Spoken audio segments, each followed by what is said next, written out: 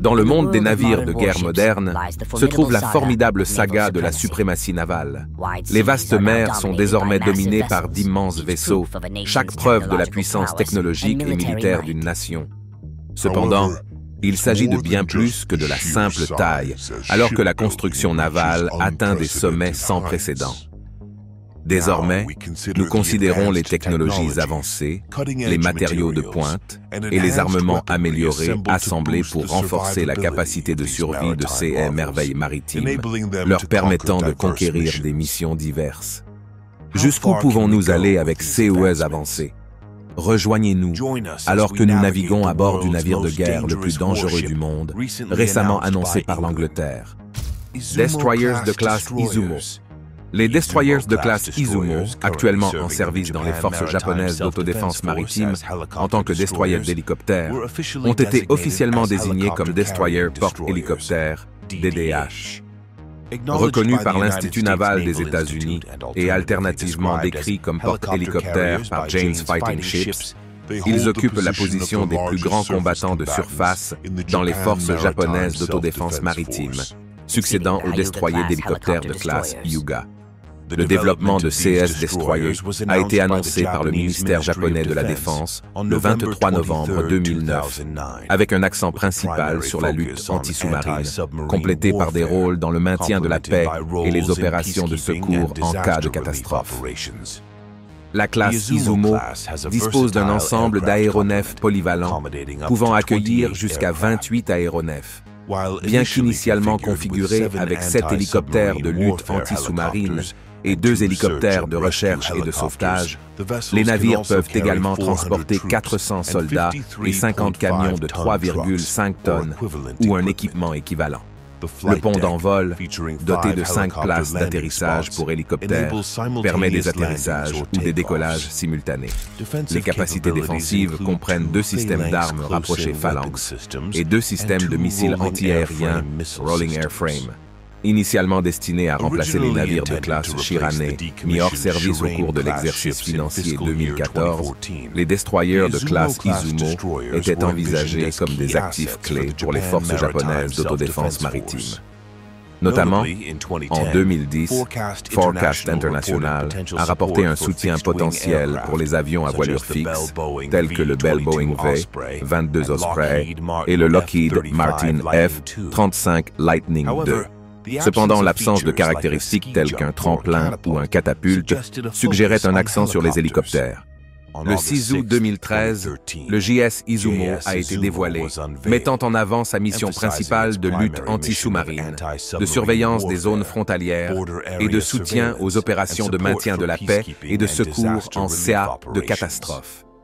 Sa ressemblance avec un porte-avions a suscité l'attention mondiale et des spéculations sur son utilisation potentielle pour le lancement de chasseurs.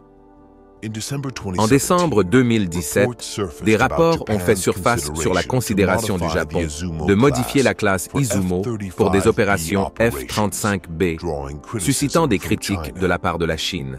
Le Japon, en février 2018, a annoncé des plans pour acquérir 40 F-35B, entraînant l'approbation de la conversion le 18 décembre 2018. Les navires ont été reclassés comme destroyers à usage multiple. Le JS Izumo a lancé le processus de conversion en 2020 en se concentrant sur le renforcement de la résistance à la chaleur du pont et l'installation d'équipements d'alimentation pour les opérations F-35B. Une rénovation plus extensive, comprenant le changement de forme de la proue, était prévue pour la fin de 2024. Le 3 octobre 2021, 2 F-35B du corps des Marines américains ont réalisé des atterrissages verticaux historiques et des décollages horizontaux depuis le JS Izumo. Le 13 septembre 2023, lors de la modification initiale, le JS Kaga a entrepris un voyage d'essai, révélant son apparence utilisée comme porte-avions avec une forme de proue rectangulaire et des marquages de pont pour les opérations aériennes, marquant une étape significative dans la recherche du Japon pour des capacités de défense aérienne améliorées. La construction du navire amiral a débuté en 2011 dans un chantier naval d'Iyashi Marine United à Yokohama, avec un budget total de 1,5 milliard de dollars alloué dans le budget de l'exercice 2010, représentant un investissement significatif dans le renforcement des capacités maritimes et de lutte anti-sous-marine du Japon. Croiseur de bataille russe, Piotr Veliki. Piotr Veliki, traduit par Pierre le Grand, est le 4e croiseur de bataille de classe Kirov dans la marine russe. À l'origine nommé Yuri Andropov d'après l'ancien secrétaire général du Parti communiste, le navire a subi un changement de nom après l'effondrement de l'Union soviétique. Désigné comme croiseur de missiles nucléaires lourds par la Russie et souvent qualifié de croiseur de bataille par les commentateurs occidentaux, en matière de défense, ces navires sont reconnus comme les plus grands navires de guerre de surface, conçus pour la ligne de bataille. En tant que navire amiral de la flotte du Nord, Piotr Veliki joue un rôle crucial dans les opérations navales de la Russie. Des retards dans la construction du croiseur de bataille ont été rencontrés en raison de pénuries de financement au milieu des défis économiques nationaux avant et après la dissolution de l'Union soviétique. Malgré le début de la construction 12 ans plus tôt, Piotr Veliki n'a été achevé et mis en service qu'en 1998. Le changement de nom du navire en Piotr Veliki rend hommage à Pierre le Grand, une figure importante de l'histoire russe. Tout au long de son service, Piotr Veliki a été identifié par 2 numéros de fanion, 183 et actuellement 099, soulignant son rôle significatif en tant qu'actif redoutable dans la marine russe. La marine russe dispose de 4 croiseurs nucléaires 1144 du projet. Orlan, le croiseur Pierre le Grand, étant le principal actuellement en service, mesurant 823 pieds de long. Alors que les 3 autres croiseurs ne sont actuellement pas en service, l'amiral Nakimov est en cours de réparation et de modernisation, avec des plans de tests en mer en 2023. La mission de combat principale de Piotr Veliki est la destruction des porte-avions ennemis, avec un équipage de 1035 personnes et un armement redoutable, comprenant 600 missiles. Le croiseur est propulsé par 2 réacteurs nucléaires de type KN3, produisant 300 MW chacun et 2 turbines de 70 000 chevaux vapeur, 4 centrales électriques, 4 générateurs à turbine à vapeur et 4 générateurs à turbine à gaz. En passant au navire d'assaut amphibie de classe LHD Wasp de l'US Navy, conçu pour le débarquement des troupes américaines en territoire ennemi, un total de 8 navires de ce type ont été construits, dont 7 sont en service de 1989 à nos jours. Le navire Bonhomme Richard LHD-6 a été victime d'un incendie le 12 juillet 2020, entraînant des dommages importants à 11 des 14 ponts. En décembre 2020, il a été officiellement annoncé qu'il n'y avait aucun plan pour restaurer le navire en raison du coût estimé de 2,5 à 3,2 milliards de dollars et d'une durée de réparation de 5 à 7 ans. Le WASP a une longueur de 843 pieds et est capable de transporter environ 2000 militaires navals et environ 40 navires présentant des caractéristiques aériennes militaires. Ces navires d'assaut amphibie ont, à diverses époques, servi de redoutables armes de guerre, laissant une empreinte indélébile dans l'histoire mondiale. Navire d'assaut amphibie de classe America, USA. La classe America, anciennement connue sous le nom de classe LHAR, constitue une classe de navires d'assaut amphibie LHA au sein de la marine des États-Unis. Mis en service en 2014, ces navires sont conçus pour déployer des unités expéditionnaires marines à l'aide d'hélicoptères, d'aéronefs de transport à décollage et atterrissage court, MV-22B Osprey, et sont soutenus par des aéronefs d'attaque, AV-8B Harrier 2 ou F-35 Lightning II à décollage et atterrissage court, ainsi que divers hélicoptères d'attaque. Destinés à remplacer l'USS Peleliu de la classe Tarawa, la classe America, avec jusqu'à 11 navires prévus, est basée sur la conception de l'USS Makin Island, mais exclut les puits d'eau, allouant plus d'espace à des fins d'aviation. Malgré l'accent mis sur les hélicoptères et les avions à décollage vertical et atterrissage court, VSTOL, ces navires, avec un déplacement d'environ 45 000 tonnes longues, rivalisent en taille avec les porte-avions à ailes fixes français Charles de Gaulle et indien Vikramaditya. Bien qu'ils soient plus courts que les anciens porte-avions de classe Midway de l'US Navy, ils partagent un déplacement comparable. Fonctionnant comme de petits porte-avions, les navires de la classe America peuvent accueillir environ 20 à 25 avions AV, 8B ou F-35B ou une combinaison des deux. Les futurs navires, à commencer par l'USS Bougainville, LHA-8, seront équipés de hangars à avions plus petits pour créer de l'espace pour des puits d'eau de guerre amphibies plus grands. Employant un système hybride électrique, code-log dérivé de l'USS Makin Island, les navires de classe America utilisent des turbines à gaz pour les hautes vitesses et des moteurs diesel électriques lorsque nécessaire, simplifiant le stockage et la distribution de carburant. L'ensemble typique d'aéronefs comprend des transports MV-22B Osprey, des avions de chasse multirôles F-35B Lightning II Stovell, des hélicoptères de transport lourd CH-53K, des hélicoptères d'attaque ou utilitaires AH-1Z, UH-1 et des MH-60S Nighthawks de la marine pour les opérations de recherche air-mer. Pour faire face aux menaces des missiles anti-navires, le corps des marines des États-Unis vise à maintenir les navires amphibies plus loin au large. La classe America, avec 2 fois le déplacement des navires d'assaut amphibies de classe Iwo Jima retirés, peut accueillir des aéronefs MV-22V Stoll, plus grands et à plus longue portée. Le LHX était une proposition de la fin des années 1990 pour remplacer les navires d'assaut amphibies de classe Tarawa, évoluant vers le concept de remplacement futur des navires d'assaut amphibies, potentiellement dotés d'un bon pont et d'une superstructure d'îles plus petites. En 2014, des modifications ont été initiées sur l'USS America pour réduire les dommages causés par la chaleur excessive produite par le F-35B et le MV-22, dans le but de prolonger la durée de vie du pont d'envol. La marine américaine met en œuvre des solutions rentables pour maintenir l'efficacité au combat, en appliquant les leçons apprises aux futurs navires de la classe America. Porte-avions de classe Clemenceau Sao Paulo. Le NAE São Paulo A-12, initialement mis en service sous le nom de Foch, était un porte-avions de classe Clemenceau qui a servi dans la marine brésilienne. Acquis en 2000, il est devenu le navire amiral de la marine brésilienne. Cependant, ses capacités opérationnelles ont été entravées par des problèmes de disponibilité fréquents, entraînant des défis tout au long de son service.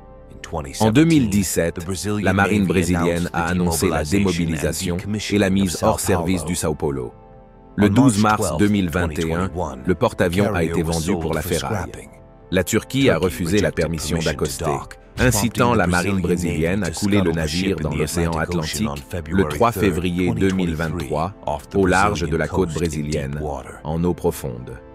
Entre 2005 et 2010, Sao Paulo a subi une modernisation extensive, comprenant l'inspection et la réparation des turbines à vapeur, la maintenance des condenseurs de surface, le retubage des chaudières et diverses mises à niveau.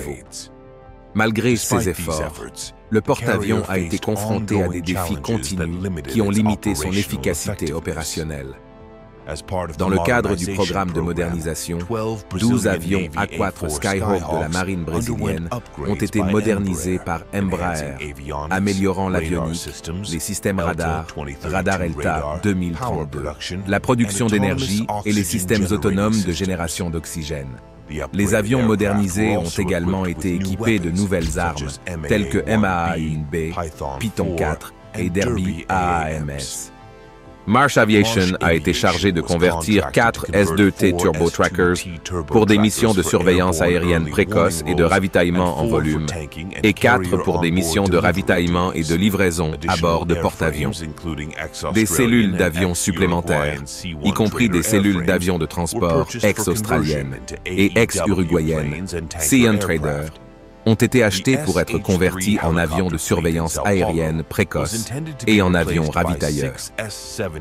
La flotte d'hélicoptères SH-3 à Sao Paulo devait être remplacée par 6 hélicoptères S-70B Seahawk acheté en 2008, modernisé et remis à neuf pour être livré en 2009. Malgré les efforts déployés, des défis continus ont persisté, conduisant à la mise hors service et au sabordage final de Sao Paulo en 2023. Il s'agissait d'une unité de combat redoutable capable de transporter jusqu'à 40 aéronefs, dont 15 avions d'attaque embarqués français super-étendards. Le porte-avions mesurait 869 pieds de long, 167 pieds de large et avait un déplacement total de 32 780 tonnes, avec un équipage de 1338 personnes. Porte-avions à propulsion nucléaire, Charles de Gaulle, France. Mis en service en 2001, le Charles de Gaulle sert de navire amiral de la marine française et est le premier navire de surface à propulsion nucléaire français. Nommé en l'honneur du président français et du général Charles de Gaulle, c'est le seul porte-avions à propulsion nucléaire achevé en dehors de l'US Navy. Équipé d'un complément d'aéronefs d'assaut Rafale M et E-2C Hawkeye, d'hélicoptères AS-365F Dauphin Pedro, EC-725 Caracal et AS-532 Cougar, le porte-avions prend en charge diverses missions, y compris la recherche et le sauvetage au combat. Il opère en tant que porte-avions de type Catobar, avec 2 catapultes à vapeur C-13-3 de 246 pieds, similaires à celles des porte-avions de classe Nimitz de l'US Navy. Des défis notables sont survenus lors des essais en mer en 1999. C'est eux qui a entraîné l'extension du pont d'envol pour les opérations E-2C Hawkeye. Malgré la publicité négative, l'extension était une partie relativement petite du budget total du projet. Les essais en mer ont été confrontés à des difficultés, notamment un incident de combustion lors d'un essai de réacteur nucléaire en 2001 et une hélice cassée lors du dernier essai en mer, plus tard cette année-là. 2005 à 2010, le Charles de Gaulle a subi une modernisation extensive, traitant des problèmes et mettant à niveau les systèmes.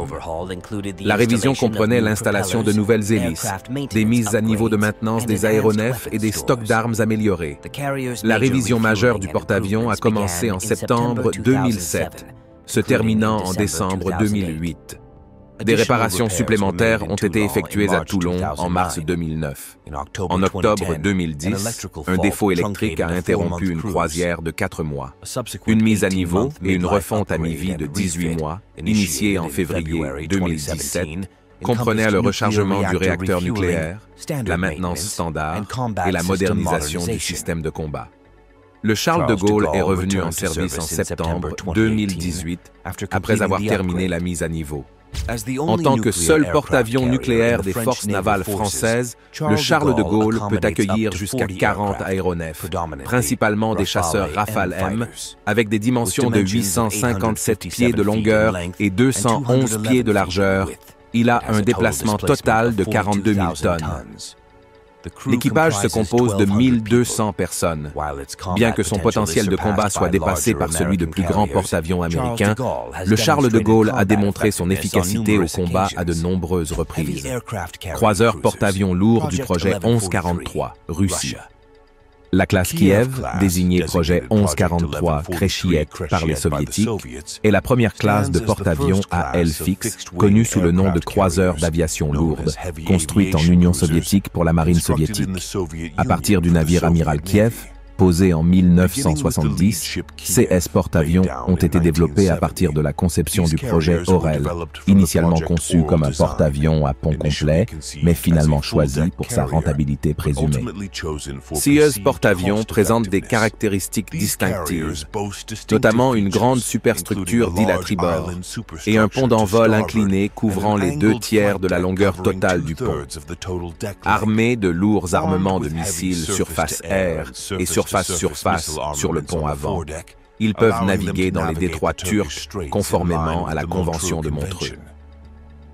La classe Kiev visait à soutenir les sous-marins lanceurs de missiles stratégiques, les navires de surface et l'aviation navale, en participant à des missions de lutte anti-aérienne, anti-sous-marine et de guerre de surface. L'Union soviétique a construit 4 porte-avions au total, les 2 premiers ayant été vendus à la Chine et réaffectés en tant que musée. Le 3e a été mis au rebut et le quatrième, l'amiral Gorchkov, a été vendu à la marine indienne en 2004. Après des modifications importantes, il sert désormais d'INS Vikramaditya. Les spécifications clés des porte-avions de classe Kiev incluent une centrale électrique avec 8 chaudières turbo-pressurisées, 4 turbines à vapeur et 4 arbres. Les porte-avions ont une longueur totale de 896 pieds ou 928 pieds pour le sous-groupe Baku. Le pont d'envol mesure 174 pieds de large et le faisceau est de 107 pieds. Le déplacement varie de 43 000 à 45 500 tonnes métriques en charge maximale et ils peuvent atteindre une vitesse de 32 nœuds. L'aile aérienne peut comprendre de 26 à 30 aéronefs, y compris des avions à décollage et atterrissage court, Yak-38 et des hélicoptères K-25 ou K-27 ou 29. La capacité d'équipage varie de 1200 à 1600 personnes. Les configurations d'armement varient, mais comprennent des lance-missiles solaires, des canons AA, des CIWS, des tubes lance-torpilles et des lance-roquettes anti-sous-marins. La classe Kiev a été mise en service en 1975 avec le navire amiral, le Kiev. Le développement ultérieur de la classe, comme l'amiral Kuznetsov et d'autres, a diversifié les capacités et les destinées de 16 croiseurs porte-avions. Classe de porte-avions Nimitz, États-Unis. La classe de porte-avions Nimitz, composée de 10 porte-avions à propulsion nucléaire en service dans la marine des États-Unis, représente l'apogée de la puissance navale. Nommé d'après l'amiral de flotte Chester W. Nimitz, CES porte-avions sont les navires de guerre les plus grands et les plus puissants actuellement en service. Le navire amiral, l'USS Nimitz, a été mis en service le 3 mai 1975 et le dernier navire, l'USS George H.W. Bush, a rejoint la flotte le 10 janvier 2009. Les caractéristiques clés de la classe Nimitz comprennent une longueur totale de 1092 pieds, un déplacement à pleine charge dépassant 100 000 tonnes longues et 2 réacteurs à eau pressurisés à 4W fournissant la propulsion nucléaire. Avec une vitesse maximale de plus de 30 nœuds et une puissance maximale d'environ 260 000 chevaux vapeur, ces porte-avions peuvent fonctionner continuellement pendant plus de 20 ans sans ravitaillement, contribuant à une durée de service de plus de 50 ans. Construit par la Newport News Shipbuilding Company en Virginie, les porte-avions de classe Nimitz ont participé à divers conflits, mettant en valeur leur puissance lors d'opérations telles que l'opération Eagle Claw, la guerre du Golfe et les engagements en Irak et en Afghanistan. Les porte-avions utilisent un arrangement d'envol assisté par catapultes et de récupération arrêté par barrières sur des ponts d'envol inclinés, comprenant des catapultes à vapeur et des brins d'arrêt pour les opérations aériennes. Cette conception permet un lancement et une récupération plus rapide, accueillant une aile aérienne diversifiée, comprenant généralement environ 64 aéronefs. Les principaux chasseurs de frappe comprennent les Super Hornet FA-18E et FA-18F. Avec un coût unitaire d'environ 8,5 milliards de dollars en dollars de l'exercice 2012, les porte-avions de classe Nimitz présentent des variations entre les navires individuels, mais partagent des effectifs nominaux de 3 000 à 3 200 membres d'équipage, 1 500 dans l'aile aérienne et 500 dans d'autres rôles. Propulsés par 2 réacteurs nucléaires à 4W, les porte-avions sont armés de missiles défensifs à courte portée, comme les lanceurs de missiles ARIM-7 Sea Sparrow ou ARIM-162 Evolved Sea Sparrow Missile et le système d'armes Phalanx Close-in. La présence d'armes nucléaires à bord n'est ni confirmée ni niée par le gouvernement américain. Opérant au sein d'un groupe aéronaval, les porte-avions de classe Nimitz sont accompagnés d'autres navires de guerre pour se protéger contre les menaces potentielles, y compris les sous-marins. Les différences de conception sont traitées par des modifications et des mises à niveau pendant les révisions et les révisions complexes pour garantir que les anciens porte-avions répondent aux normes des plus récents. En tant qu'actifs puissants et polyvalents, les porte-avions de classe Nimitz ont joué un rôle crucial dans les opérations opérations de la marine américaine pendant plus de 4 décennies, illustrant la force et les capacités navales à l'échelle mondiale. La classe Nimitz est progressivement remplacée par de nouveaux porte-avions, tels que la classe Gerald R. Ford, maintenant la domination de la marine américaine dans l'aviation navale. Le combattant UX. Le combattant UX, conceptualisé par BVT Surface Fleet, désormais BAE Systems Maritime Naval Ship, représente un porte-aéronef sans pilote de pointe conçu pour révolutionner les capacités navales. Dévoilé en 2007, ce navire de guerre futuriste est conçu pour lancer, opérer et récupérer une multitude de petits véhicules sans pilote pendant des durées prolongées, agissant en tant que navire-mère avec une base permanente et un centre de contrôle pour divers véhicules sans pilote terrestre, maritime et aérien. Intégrant des éléments de conception du destroyer de type 45 et du concept de navire d'assaut d'interdiction, le combattant UXV possède 2 ponts d'envol inclinés, disposés en forme de V, mesurant chacun environ 164 pieds de longueur. Ces ponts d'envol sont stratégiquement conçus pour le lancement de véhicules aériens sans pilote, d'aéronefs à décollage et atterrissage vertical et d'hélicoptères. Il est prévu que le navire de guerre utilise des systèmes de lancement avancés tels que le système de lancement d'aéronefs électromagnétiques ou un tremplin pour déployer des aéronefs. La polyvalence du combattant UXA s'étend aux opérations sous-marines avec la capacité de lancer des véhicules sous-marins sans pilote à travers un puits lunaire. Il est également capable de servir de navire d'assaut, accueillant un nombre important de troupes et de leur équipement.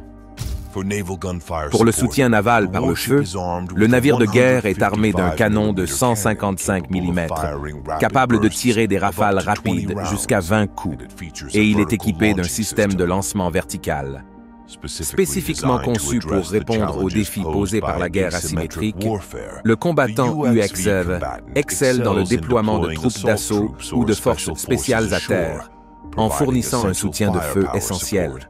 Cela inclut l'utilisation d'un canon de 155 mm, le lancement de missiles de croisière d'attaque terrestre à partir de son système de lancement vertical et le déploiement d'une flotte de véhicules aériens de combat sans pilote. En plus de SS capacités offensives, le combattant UXV est équipé pour les missions de reconnaissance, avec des capteurs puissants embarqués et des véhicules aériens sans pilote. Le navire de guerre est conçu pour fonctionner à la fois de manière indépendante et en tant qu'escorte, démontrant une adaptabilité et une flexibilité pour répondre à un large éventail de besoins en matière de mission. BAE Systems envisage le combattant UXV comme un actif naval transformateur, représentant l'avenir de la guerre navale avec sa conception innovante adaptée aux capacités des systèmes sans pilote. Merci de nous avoir regardés. Pendant que vous êtes toujours là, cliquez sur le lien qui apparaît à l'écran pour regarder une autre de nos vidéos intéressantes.